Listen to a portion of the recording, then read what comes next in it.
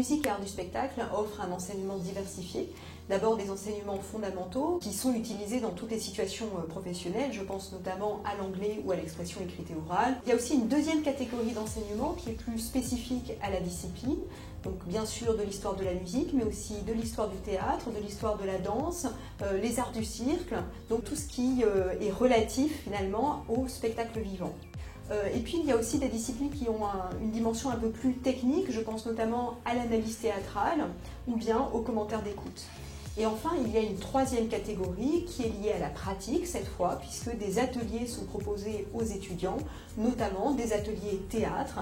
La licence musicologie a un aspect très technique sur le plan musical, en particulier en raison de l'analyse, de la formation auditive, de l'écriture, que n'a pas la licence musique et arts du spectacle. Lorsqu'on rentre dans la licence musique et arts du spectacle, on a finalement des enseignements qui permettent d'acquérir beaucoup de culture générale, mais qui ne demandent pas spécifiquement d'être capable, par exemple, de relever une mélodie ou des choses qui sont vraiment très techniques sur le plan musical.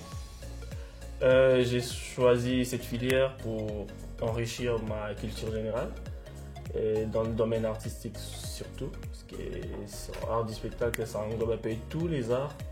C'est vrai que c'est plus le théâtre, mais on apprend l'histoire de la musique, on apprend du cirque, on apprend un peu tous les domaines artistiques, de la peinture,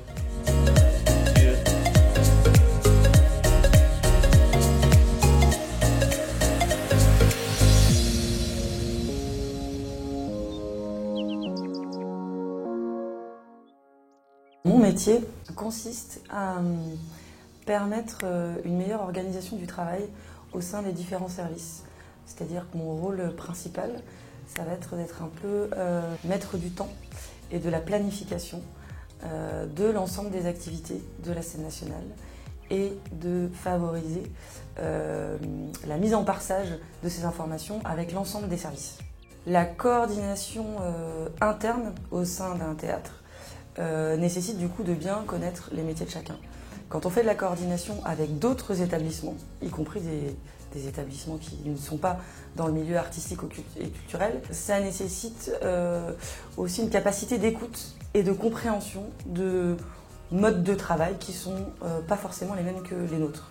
Donc c'est pour ça que je dirais que c'est une qualité presque relationnelle, voire un sens de la diplomatie parfois.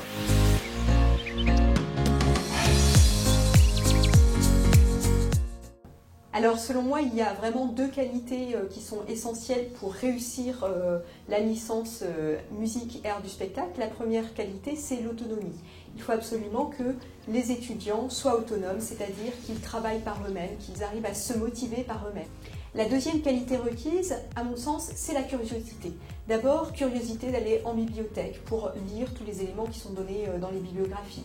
Mais aussi curiosité, si on est davantage danseur, d'aller voir des spectacles de théâtre, d'aller écouter de la musique. Si on est en revanche comédien, d'aller écouter des concerts ou bien aller voir des ballets ou aller au cirque. Voilà, tout ça, c'est extrêmement important puisque lorsqu'on est dans la filière musique et art du spectacle, il faut vraiment avoir une ouverture d'esprit et s'intéresser absolument à tous les arts vivants.